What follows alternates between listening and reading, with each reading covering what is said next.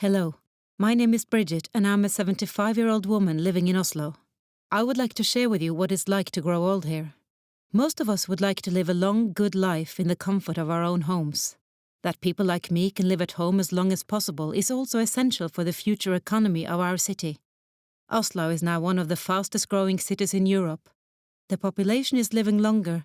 There will soon be more and more elderly like me, who will need to share the limited resources of society.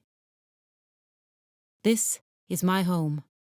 However, I have aged to the point where I need a bit of help to continue living here. Feeling safe and being able to do meaningful things while I live here are my top priorities. At the same time, I know that other elderly citizens in Oslo have different wants and needs. Luckily, the city council understands this. Some of us only need a bit of help occasionally, while others need a lot of support over a longer period of time. And then you have people like me who just need a little help, but need it regularly. The city proved to be very supportive in helping me to prepare for my golden years, even before I understood that I needed to. They offered me advice on how to progress gracefully into the years to come.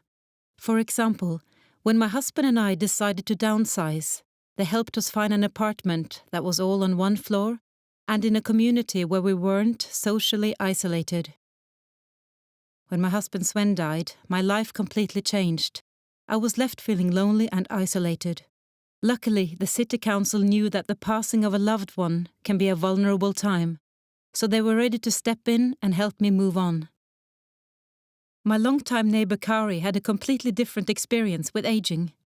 As time went on, she needed more and more help to get through her day, and she had almost given up. Fortunately, Oslo had not given up on her. They understood what she was going through, and the right people came into her life at the right time. They helped her get in better shape and get her medication and finances under control. Last winter, when I broke my hip, it became impossible for me to live at home while I recovered. I moved temporarily into a health center, where they helped me with everything I needed to get back home as quickly as possible. They identified what was important to me during the recovery process.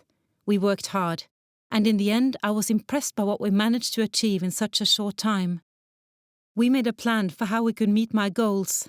This plan also helped my son to understand how he could contribute. Sometimes I feel like a burden when I think about how much my increasing medical needs must cost the city in terms of time and resources. So, in the case of my hip, I was glad when they put in a bit of extra effort to enable me to live in my own home and save the city money. Now, I only need a bit of help from time to time.